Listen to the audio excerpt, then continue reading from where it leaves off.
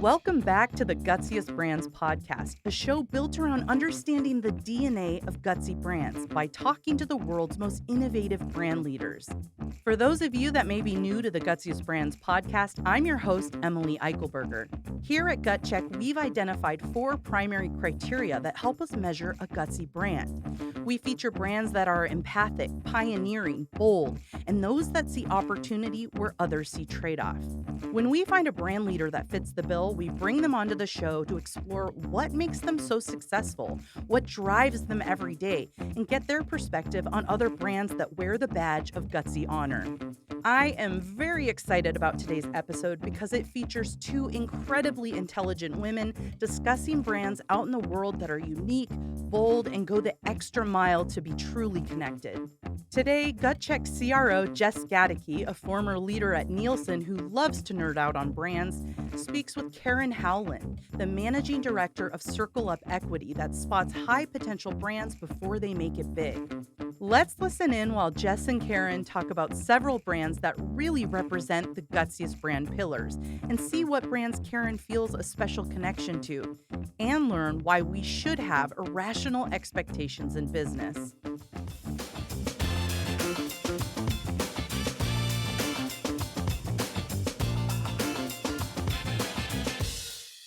Well, Karen, first of all, thank you so much for being here. I'm really, really excited about our conversation today. I'd love to first have you tell us about CircleUp and specifically the technology platform Helio, which I find really fascinating. So tell us about you and your company. Sure, of course. Pleasure to be here. I'm Karen Howland. I'm a managing director and general partner of CircleUp Growth Partners. CircleUp Growth Partners is the equity venture business that is inclusive within CircleUp overall. CircleUp is a technology company, and our real mission and goal is to shed light on entrepreneurs and the most creative, innovative founders out there. And we do that by a couple of different ways. We have our equity business that makes direct investments into these companies. We have a credit business that provides working capital loans for these companies. And then we also have a software business, which provides insights and intelligence to brands, the ones that we partner with, as well as some larger strategic corporates to help, again, find these most amazing, phenomenal brands that are most innovative in their space. The data platform, as you were saying, the data platform called Helio. It goes out and it tracks 1 million different consumer brands and tracks them from a variety of different ways, whether that be social media engagement, whether that be door distribution, whether that be online traffic reviews analysis, and tries to really shine light on the brands that are being the most innovative, that are seeing the most growth, and helps identify those brands for us as well as for other parties out there in the marketplace. I love that. And what I love so much about the tech platform is that it leverages the power of data, but it sounds like always partnered with the human insight at the core of the brand. So I love that. And I love that you guys have found an innovative way to identify and support these companies. So I'd love to hear a story from you. Think about maybe the first startup company that you were involved with and tell us about that brand's journey. Why was that a meaningful brand for you to be a part of, and what drew you to it? It's a great question. And I think one of the brands that very early on in my career working with CircleUp is a brand called Partake Food, which is the founder, Denise, identified a problem when her daughter was going to birthday parties and was faced with a lot of cookies and cakes that were not allergen friendly.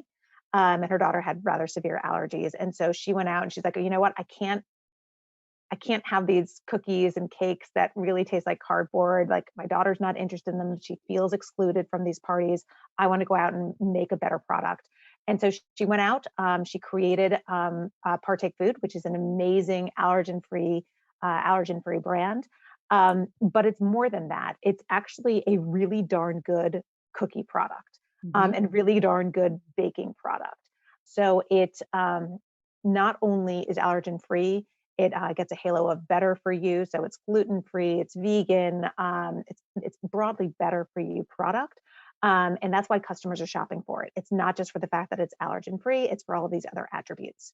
The really cool thing, so Helio identified this brand to us as the number one cookie and dessert brand in the consumer product space about 2 years ago. We had a chance to get to know Denise and partner with her and work really closely with her.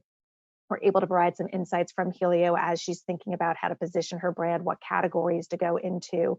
But she really saw a problem in her own life and decided to kind of attack that and made a better product in the back of it. One of the things that I think is, we were talking about the data platform Helio before. One of the things I think that it does a phenomenal job of is it really does kind of democratize the investment process. And honestly, that was one of the key tenets when our founders, Ryan Caldbeck and Rory Eakin, made this product, made Helio, was the idea that the capital markets in the private markets, it's not fair, right? It's a lot of people providing money to people they went to business school with, the people that are part of their country club, to people in their ecosystem. But in reality, there are phenomenal brands that are being developed across the country in a variety of different people and ethnicities that are making these products. And so Denise is a female founder, and I don't need to tell you the numbers as far as female founders being underrepresented in venture capital dollars being allocated. She's also a person of color. And I think one of the things that we're really proud of with Helio, and it's more of an output of Helio, not necessarily an intent of CircleUp, but 50% of our founders for the first fund that we had were women, and 30% were people of color. And so the idea of kind of going out and really trying to shake up the category and shake up private marketing and trying to find amazing investments regardless of where the company is located. We've invested in companies that are in 27 different states, regardless of who the person is that is the founder of the company, regardless of what they look like, if they look like me, if they look like you. I think it makes us really excited as far as kind of continuing to disrupt the private market investing market. It's so inspiring to hear you tell that story. And in addition to how great those statistics and numbers are, I love that this was that Partake founded in this just true understanding of the need. And so what I'm picturing is her daughter that is going to these parties and these events and just does feel excluded. And what a way to, I don't know, just provide a solution that changes lives for people, even in small ways. So I love that story. I'd love to meet Denise at some point. Absolutely. Part of being a gutsy brand, we believe, is having a really deep empathy for the people that you serve. I'm sure you've worked with a lot of brands that are grounded in that empathy. Can you tell us about one or two that really keep that empathetic understanding at the core of their business? Yeah, there are a handful of brands that I can point to, one of which I think, and again, empathy to me, it's understanding your consumer. It's understanding, really getting what people need and what they want. And one of the brands, which I don't know that necessarily would come top of mind with this, is a brand Yeti. I think if you'd asked the founders, or if you'd asked anyone in the marketplace 20 years ago, like, would this premiumization of the product work? Would this become a mass product? Everyone would have probably laughed and said no. But in reality, they focused on their niche customer. They focused on solving a problem for that niche customer, which was the outdoorsman, right? And made a better product that became industry standard. If you, in fact, were out in the woods, if you were, whether it be hunting, fishing, and outdoorsman, if you were out in the wild for 12 to 24 hours, you want a product that can keep your drinks cold or hot, or your food cold or hot for a longer period of time. And the conventional products couldn't do that because they were so focused on that niche market and creating a phenomenal product for them. It then rolled over to the wives or husbands of that consumer, which then rolled over to the neighbors of those consumers. And now it's a $7 billion market cap company. So again, really understanding your person, understanding the problem that you're trying to solve for that person. I think Yeti is a great example of that. I love that you brought that up. We are absolutely a Yeti household. And I find that the product design of that brand, it just does lend itself to, they get me. They get the way that I need to carry a cooler, or how a cup needs to fit within my car or whatever. It feels like they really did their research to understand the true experience that people wanted to have with their product. And I almost feel like it's become a badge of honor at some of our, family outdoor gatherings. It's like, who's got the Yeti cooler? So it took time to build that type of credibility, but that's a great brand example. I love that you brought that. I actually just moved to Austin, Texas, which is where the Yeti's headquarters is, and it's fully penetrated in that marketplace. I feel like if you show up with anything outside of a Yeti, you get some dirty looks. Yeah. So I don't know how much you can share about this, but do we know what other categories they'd expand into? Because it feels like they have such a solidified brand purpose. They could go a lot of different ways. So speaking completely from my own experience with the brand, to me, international is actually one of the biggest opportunities for them. They have a really strong position in the US and almost no position outside of the US. So kind of continuing to expand into Europe where those same tenets really hold true, I think is probably the biggest opportunity. But again, speaking entirely, sure. I have some friends who work over there, but speaking entirely just from my own guess. What you would do if you were in charge of Yeti. Right. Yeah. Tell us about when you've seen a company or a brand really stick to an idea despite any push or pull to change direction. When have you seen a brand really stand behind their bold thinking and idea? Yeah, I think one of the best examples of this has to be Dave Asprey and Bulletproof. And his idea of, health, wellness, biohacking to improve your quality of life. I think, we obviously saw kind of Atkins diet come and go, and kind of continuing to stay true to this idea as far as high fats, high protein, low sugar, and having that impact every aspect of your life. There were times that the business wasn't, kind of was let's say treading water and not growing particularly quickly. And then all of a sudden, you saw this massive acceleration, and really in the past kind of 4 or 5 years, keto has taken off to such a huge degree. I mean, I think Bulletproof is really one of the pioneers of that category, and weathered through some of those kind of years of not necessarily, downward trend, but not seeing the trajectory that you would have expected for a forward-thinking brand like this, and then the massive acceleration thereafter. That's one that and it hasn't changed, right? It has continued to be like it is that idea of like biohacking. These are the best things for your body. And you don't see them kind of pivoting, adding additional products on that don't really speak to that core tenet of the business. So that conviction of the biohacking then can allow them to flex within the different marketplace dynamics that might be there. Is that fair? Yep. Yeah, exactly. So that leads me to a question I'm dying to ask you, because part of what Helio does is it really helps identify trends, right? Earlier on in the cycle. So what is the difference between a trend and a fad? Like what makes something really long lasting and meaningful to the market versus just a flash in the pan? It's a great question. And I don't know that I necessarily have a hard and fast answer for that. I can tell you that we are able to use data to try to identify what probably originally starts as fads, but show the sustainability and the growth trajectory of an ultimate trend. If you find a company that has, or a trend that is seeing door growth accelerating at a certain pace, or number of new products being developed at a certain pace, or velocities of coming off the shelf, and you can mirror that to previous trends, you can kind of get the confidence that this is in fact real, that this in fact has the legs and has the sustainability to ultimately be something big. I don't necessarily have a hard and fast rule of like, this makes a trend, this makes a fad, but thankfully, because of the data that we have, we're able to kind of draw parallels to previous trends with what we're seeing in today's marketplace to try to identify those earlier. But honestly, consumer trends are changing so quickly. Right. It is for, I think, probably more of a risk today than it ever has been before when investing in early stage consumer. How do you balance that risk? I mean, data is one way, certainly, but how else do you think about that? Data is certainly a big piece of it, whether it be the right strategy or not. So I know some kind of pre-revenue investors are phenomenal investors and very successful. We aren't. We invest in businesses that have at least $1 million of trailing 12 months revenue. So we at least have some proof points, right? We at least have some consumer experience. We have some insights into how the consumer is reacting with the product, and then we can complement the data with these actual proof points to try to give us a little bit of additional information on that. Hmm. What's a trend that you saw accelerated over the course of the pandemic?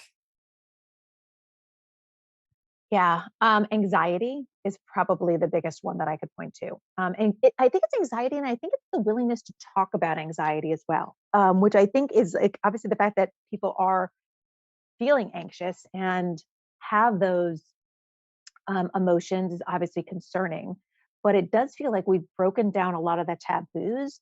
And whether it be through product development, through blog posts, through community, it's this openness to actually have a conversation about it. I mean, I think I saw a commercial on television the other day that talked about teenage anxiety, and it's I think breaking down those barriers and making it acceptable to talk about. Because I honestly, when I was a teenager, I don't think you had the opportunity. I mean, this was 30 plus years ago, but I don't think it was, I think it was much more taboo to talk about the fact that you were suffering through depression, that you felt a lot of additional pressure on yourself. And I think COVID, the isolation that people have felt, the additional pressures that people feel, whether it be a mom, a working mom or dad, having kids at home, trying to deal with Zoom schools, trying to deal with the stress of like raising your children while they're in a more isolated environment, as well as like the teenagers and the younger kids dealing with if they're supposed to be social and they're not now. So I think the openness to talk about it is really great. And we're seeing an increased number of products, whether it be beverages, whether it be supplements, kind of going after that market, which I think is a real positive trend as well. Yeah, we could use all the support we can get from the CPG industry to help us with products that can help our mental state for sure. And I mean, sleep, right? I mean, sleep is a huge piece of mental wellness. And I'm not sure I know anybody whose sleep has not been significantly impaired in the last 18 months. yeah, I was actually looking last time we talked. You mentioned Liquid IV as one of the brands that you guys have been involved in, and I use their hydration products, but I hadn't seen their sleep offering, so I really went down that path of looking into that and thinking about how that could help. Because yeah, I think that you're absolutely right, and you and I have similarly aged kids, so we went through probably shared some experiences over the last 18 months of what that was like. But I also find that it's impacted how I mentor and help develop and support my team that are a younger generation that are luckily growing up in this era of being much more open with mental health issues and being willing to speak up when they're having a rough day. And so I'm curious if you've shared that experience. Has it changed how you interact with your internal teams, whether it be people that report to you and look up to you as a leader or your peers in the organization? Yes and no. We tried to create a really significant open space during COVID, around like it's okay to admit that this is hard, right? Like I think about people on our team that have just started in the investing world, missing the banter around the water cooler, right? As far as like, whoa, did you see this Instagram post, or hey, did you check out this recent brand? We try to create like authentic experiences and authentic moments to have those conversations. Like we'll have team lunches, we'll have team kind of happy hours, but admittedly, it still remains a little forced. But I think just even identifying it and talking about the fact that like, hey, like I get it, our lunch is a little forced, but I still really enjoy it because I get to learn little tidbits about you, and hopefully you get to learn little tidbits about me, and we get more emotionally vested in each other. I think is important. But I think it's honestly a function of actually just even identifying and talking about the fact that like, yeah, this is a little awkward. Yeah. Yeah. And I get it. Like this is not exactly how you expected your 20s, your career in your 20s to be. Right. And we're going to do whatever we can to make it as easy and seamless as possible, but it's probably still going to be a little awkward. Right, right. Yeah, acknowledging that is authentic. So it's good to hear that's the reality. Okay, so back to gutsy brands. We've also observed that gutsy brands tend to be pioneers in some way, whether they're finding a new way of doing business, they're taking an industry in a new direction. So you told the story about Denise, which is a great example. Can you think of another founder or brand that really did pioneer a new way of doing something? Yeah, so we have one of our portfolio companies is this brand Flex, which is an alternative period product brand. Lauren Schultz, the founder, she's amazing. And similar, recognized a problem as far as the pain points of traditional menstrual products, whether it be the cramping, whether it be the leaking, whether it be the smells, and honestly, the pain and the discomfort those often have. And she went out and created a better product. So it's flex disc. It's insertable. It's not putting a piece of cotton inside of your body, which is not particularly hygienic or safe.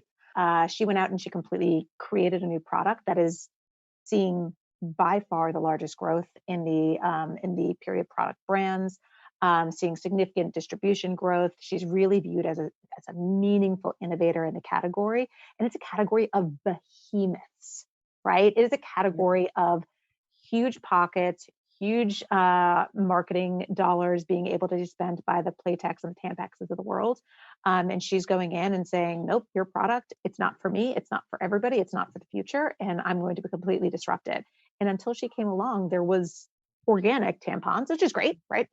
Organic, better than non-organic, but there really wasn't much innovation in the space. And so she's one of those founders that I think, when you talk about interviewing some founders for your podcast, I think she'd be a great one as far as like recognizing a problem and just running after it hard. And I'm sure faced obstacles time and time again, but was willing just to kind of plow through them and has had an amazing business so far. We are so excited to have her on the podcast. So that'll be a few weeks from now. But I had an initial call with her team and so inspiring on so many levels. And one of the things that I found just really compelling is when you talk about the benefits of the product, there are dozens from a female personal perspective, right? The person that's actually having this product in their body, but also the messaging around, hey, this gives you mess-free sex, and how appealing that is to men to understand, wow, this is a period product that actually might make sense in our lives. So I love it on so many levels. I cannot wait. Thank you so much for introducing us to her. Of course. We also kind of see on our side that gutsy brands tend to see opportunity where others might force trade-offs. We see gutsy brands as truly innovating in a way that defies barriers, pre-existing barriers. Can you think about a brand that really embodies that thinking? Yeah. So one of the brands that jumps to mind for me with that kind of a no compromise brand is a brand. It's a hair care brand called Function of Beauty, and we were lucky enough to partner with them. Kind of it must be 3 years ago now. Prestige hair care brand, and they originally started, and it was all customizable hair care, right? So they had this amazing manufacturing facility where you can see how the magic happens, and it takes 80 different products and puts it all together depending on how you as an individual say that you want your product. That was all D2C, and it was always the idea of like, okay, but how do we get this mass? How do we get this on the shelf, right? Because the majority of shampoo and conditioners bought on the shelf today. How do we actually trade that and still give the consumer the customization, but be able to actually sell it at a Target? And they developed this really great technology where you have the base product, right? And it's like your shampoo and conditioner, one's for wavy hair, one's for straight hair. And then you have these additional capsules that you can buy. So I've got wavy hair that is frizzy, and I could put an anti-frizz capsule in it. Or I've got wavy hair that is colored, and I could put a color treatment capsule in it. And so you get that customization, you get that feel of, you know what, this is a product that is being made entirely for me, for my specific hair, for my customization, with additional launches no doubt to come, and at a much more kind of mass price point that's able to appeal to the broader community. Mm-hmm. So that's one. It's like the idea of kind of customization and mass appeal, I feel like is somewhat conflicting, and yet they were really successful as far as execution on it. That's a great example. And especially in, today's world, people want personalization. They want products that feel like they're made just for them. But as a business, you need to find a way to scale that and have that mass market appeal. I love that example. And my daughter was an absolute function of beauty. She just fell in love with this brand. And she now, I think, feels like that is a brand that is specifically for her. Because when it arrives too, in the D2C version, it says specifically for you and has your name, and it's very cool and very personalized. That's a great example. I'd love for you to take a moment to talk about the founders of these businesses, really just as the people that they are and what it means to them to find the right investors, but also at the right time. Is there a story you have where it meant so much to them as an individual, and why did it mean so much to them? I feel a little uncomfortable with the question because I feel like I'm tooting my own horn to some degree. That's I okay. Do thankfully that. have a great relationship. I believe with all of the companies that I'm on the board of, and even the ones that I've kind of invested in that we didn't take a board seat with. I mean, I can tell you the story of Mented Cosmetics, which is a color cosmetics brand that focuses on people of color. KJ Miller and Amanda Johnson founded the company, both Harvard graduates, but as you know, raising capital as a Black woman, and this was we led their seed back in 2018. Raising capital as a Black woman is extraordinarily difficult. I think it has gotten marginally easier in the last year or two, but it's still extraordinarily difficult. And they spoke to dozens and dozens of the more traditional investors that all said, thank you, but we don't think the market's big enough, or we're not sure you're the right team in order to lead this business, which is effectively saying you don't look like me. So I'm not sure, you don't have experience. I think I'm guessing a white male who is a new founder often doesn't hear that statement, but they persevered, they continue to push forward. And I'm so thrilled that our data platform actually identified them because we reached out to them, we're able to engage with them. It was social media engagement that really was what was spiking on our data platform because they were entirely direct to consumer at that point. And we were able to partner with them and invest with them and really kind of set the business off as far as giving them the funding that they needed in order to take it from a direct to consumer business to now it's one of the number one lip products at Target, has placements in Ulta, growing extraordinarily quickly, and a real success story. Like I said, it's a little bit embarrassing to say that we were the turning point. Then they would have done it anyway. They are so driven and so focused on their business. But I do think and the fact that we were able to identify them and the fact that we were able to take our biases away probably helped them accelerate the process. Well, you're being very humble, which is commendable, but I know that you guys had a lot to do with that. And does the technology then help that way? Does the technology help you remove any bias you might have going into it? It does. And it's more that it emerges signal about amazing brands, right? So I am walking around a beauty trade show and I see Mented, I'm like, wow, that's a beautiful brand. Chat with the founders quickly, really interesting founders, but I don't have signal, right? I don't have like, you know what? I feel like this company is really spiking on any one thing or another. Whereas if you take a data-driven approach and you take a category like, color cosmetics for people of color, you can actually do a deep dive into the category and see where people are excelling as far as distribution, where they're excelling as far as social engagement, where they're excelling as far as price positioning. And you can put the map together and then you can look at it and say, okay, this is extraordinary what they're doing. This is a company I really want to back.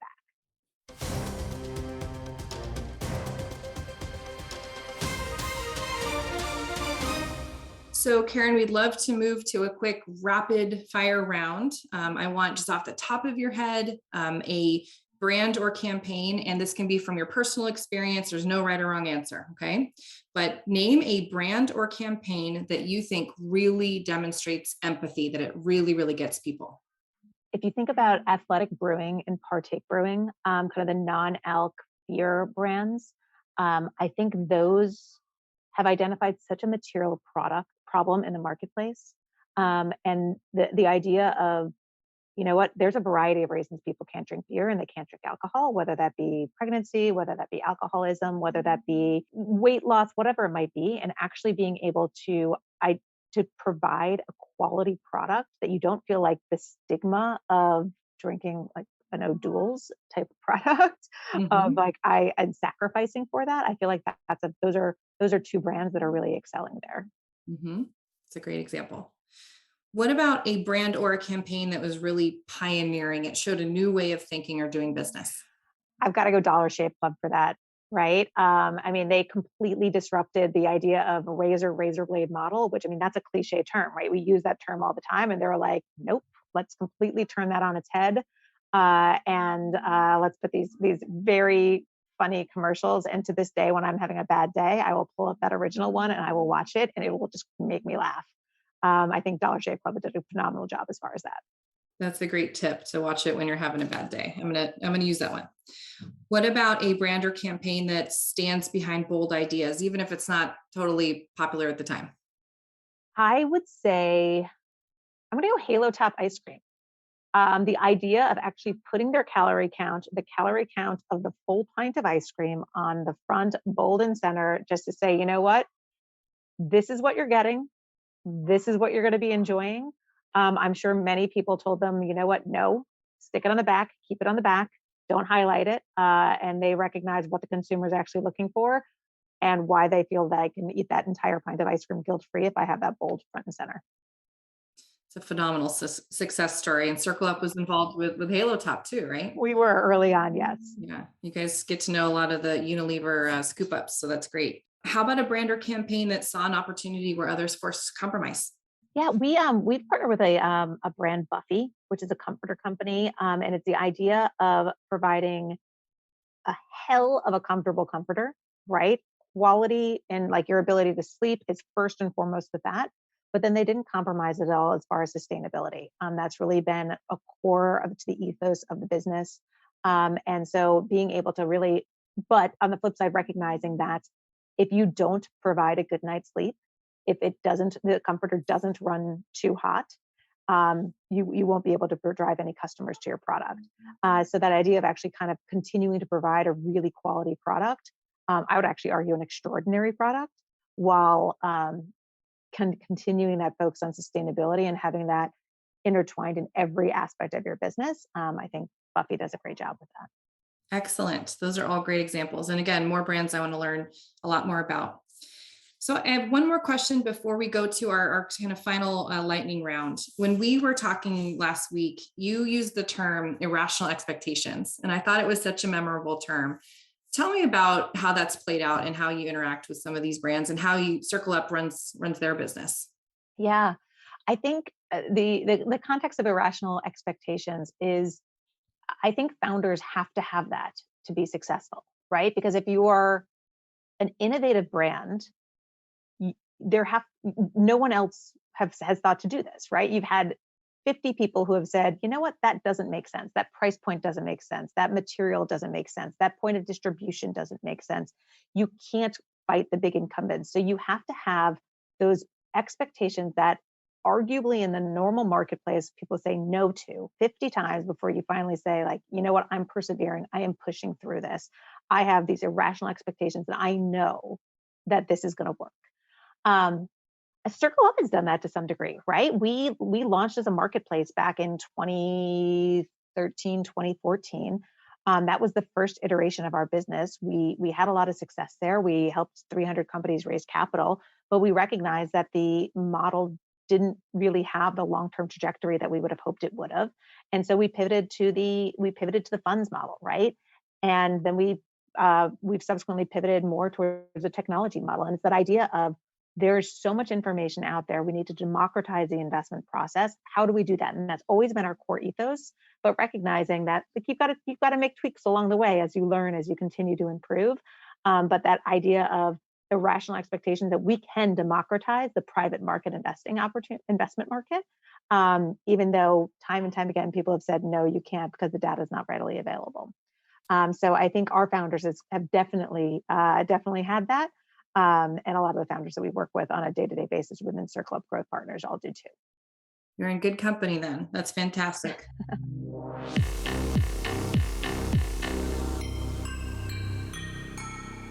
Okay, we're going to move to our final wrap-up lightning round. So this is Spill Your Guts. This is going to be about you personally and some memorable things for us and our listeners to take away. So what's the first brand you remember as a child, and why was that brand memorable? So it's got to be Special K. We were a non-sugar cereal family. We were allowed to have Cheerios and Special K. Those were our breakfasts. So that one definitely jumps out at me. And then on a personal level, my name is Karen and my nickname was KK growing up. And so my dad always used to say Special K for Special K. So that's the one that really jumps out at me. That's cheesy, I know, but it's still such a happy memory for me. Hey, cheesy is all good. That's super memorable. So are you still a Special K family? We are still a Special K family. Yes. My kids eat it a couple times a week. Yeah, there you go. What book or movie best represents your career journey? I think Michael Lewis wrote a lot of books throughout the course of my life that just kind of hit home at the various times, right? I started in investment banking right when I graduated college. I feel like Liar's Poker came out right around that time, maybe a little bit before, but that was very topical. I was at Lehman Brothers when it went under. He wrote The Big Short. That was obviously around the housing crisis that happened then. Thankfully, I've kind of graduated from that. Now being an investor in early stage consumer brands, I don't know that it necessarily has anything to do with kind of my life and my career, but I definitely reference Innovator's Dilemma on a regular basis and talk to the brands about that as far as where you want to be on that innovation cycle, if you're going to continue to be the disruptor in the category. Those are great punctuations around your career, but also it sounds like a Bible in a little bit of an innovator's dilemma. That's fantastic. So you and I have similarly aged kids. So for this question, let's think of slightly younger kids, maybe a 5-year-old child. How would you describe your job to a 5-year-old? It's actually interesting. I think my kids get what I do in part because we have brand products delivered to our house regularly to try them, right? And so I'm able to point to the product and say, look, this is a new brand. They're competing against Goldfish. They're competing against Pepsi. And we will give them money to help them grow. My mom is the one who has no idea what I do. And so the best way I can explain it is Shark Tank. She doesn't quite understand why I'm not actually on the TV show yet, but Shark Tank is the way that I can kind of explain it and get my mom over the hump as far as what I do. So you might repeat yourself on this one, but what's one piece of advice that you would give a business leader that's looking to help their brand be gutsy? It's don't listen to the naysayers, right? If it was easy, it would have been done before. People will tell you it can't be done. Surround yourself with the great people to help execute on it, right? And recognize you can't do it on your own. But whenever people say like, no, this doesn't make sense, I'm sure every great innovator and great entrepreneur heard that 50 times before they ultimately had success. Great advice. So a fun one. What is the most used emoji on your phone? Man, it's probably thumbs up. And in part because like I try to use emojis because I want to be kind of cool. But in reality, I should just type okay because I can type okay so much faster than I can like go down to the emoji, find the emoji, put that in. But I try to try to be cool. So it's probably thumbs up, which is probably the most non-cool emoji out there. Okay. And finally, we are compiling a Gutsy brand playlist to share with our listeners and our community. So what song would you add to our playlist? Yeah. I want to go I'm a Survivor. I can't remember if it was Beyonce or Destiny's Child or when exactly it was that transition there. But yeah, I'm going to go I'm a Survivor because you've got to push forward with that, right? You've got to be a survivor. You've got to buck the trends. You've got to beat the odds, and you've got to kind of continue. I have a big smile on my face. The podcast listeners won't be able to see that, but that's very inspiring, and we'll take it. We'll put that on our playlist for sure. So, Karen, it's been absolutely fascinating to hear your stories and the ties to the different parts of a gutsy brand. Thank you for sharing these stories with us. And thank you to CircleUp for existing and helping so many of these brands see the light of day and show their gutsiness and succeed in the marketplace. So thank you so much for your time. Thank you, Jessica. It was a real pleasure.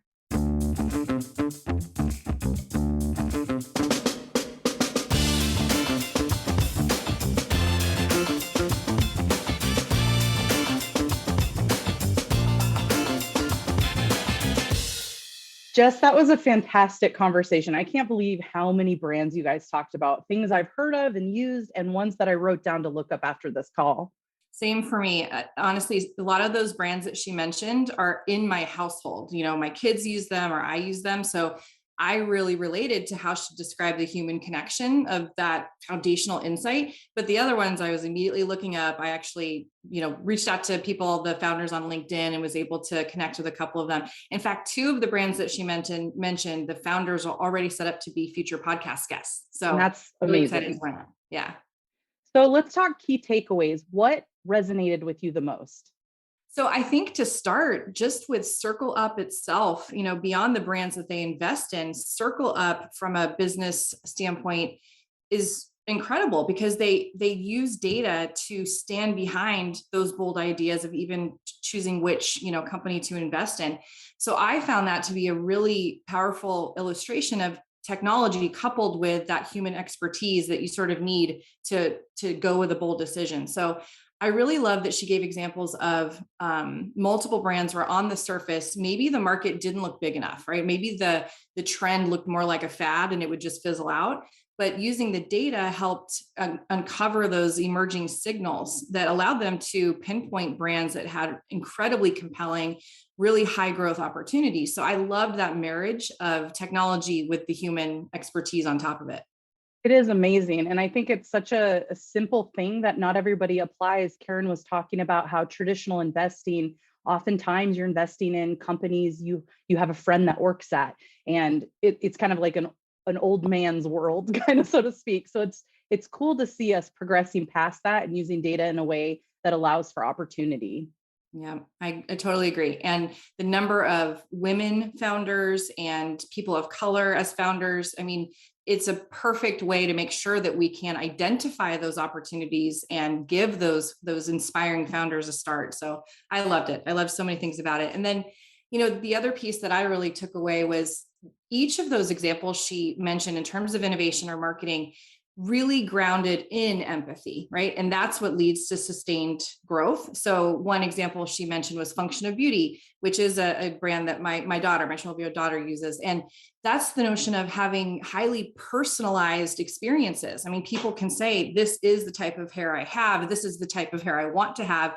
So, give me a formula that's uniquely designed for me. The ability to deliver that personalization, but at scale for the business, is just incredible. But it's grounded in that empathy of that, 12-year-old that wants a product that is uniquely suited for her. The example of Partake Foods, which is all about making sure that people that suffer from allergies aren't, eliminated from a social experience they want to have at a gathering where they can't have those snacks that are out on the table. So I loved the thread through those stories was about that, deep understanding of that human experience and what people are trying to achieve in their lives. And each of those brands just personified that notion of empathy, I think. I agree. And I found it really inspiring when she talked about Mented Cosmetics. She talked a little bit about there are companies that a lot of times they were overlooked when it came to investment, and they tried multiple times. And it's just great to see them going towards those companies. And in the competitors' eyes, that looks like a bold decision because they're not going to be doing it. So they're pioneering, but it's all grounded in empathy. They're expanding to people that were not included before. I was just thinking the other day about Band-Aids. Band-Aid finally came out with different shades for skin tones. And that's such a shocking thing. I never thought about it because my skin tone never had to think about it. So I love that they're being inclusive. Yeah, absolutely. And the other piece, speaking to the people behind these brands, she mentioned that, they have to have irrational expectations. And that term just completely stuck with me. I'm going to find every opportunity I can to use it in my personal life. But, it really made me think about each of these founders as individuals. And frankly, I want to host a dinner party with them. I think it would be such a fun group to get together, and just really each of their stories, I think, ties to that DNA of a Gutsy brand. And I think we should try to make that happen this year. I think that would be really fun. Let's do it. Another thing that really stuck out to me that I had to bring up was I loved her song choice for our Gutsiest brand Spotify list. I can't think of a better thing to pair with the advice she left us with, which was don't listen to the naysayers, right? Again, each of the stories that were told were just great illustrations of that spirit, and had a little bit of Beyonce in all of them, right? So yeah. Yep. Yeah, I mean, so thanks for hosting us, Emily. And I think, what I value most in the conversation with Karen is that CircleUp itself, as well as the brand she talked about, just motivate me as a business leader, but also as a human who interacts with these brands in the marketplace and in my home and in my life. So I'm able to look at them in a new way. And I do think truly that each of the stories she told tie back to what we believe are the DNA of a Gutsy brand. So demonstrating deep empathy for the human experience, being pioneering, right? Finding a new way to do things in the industry, standing behind bold ideas, even if not popular at the time, right? Having that courage to do that. And then seeing opportunities where others force compromise. I just was so inspired and energized by her talk. And I hope that our listeners enjoy it as well. Thanks again for joining us for another episode of the Gutsiest Brands podcast. If you haven't already, be sure to hit subscribe so you don't miss our next episode. See you next time.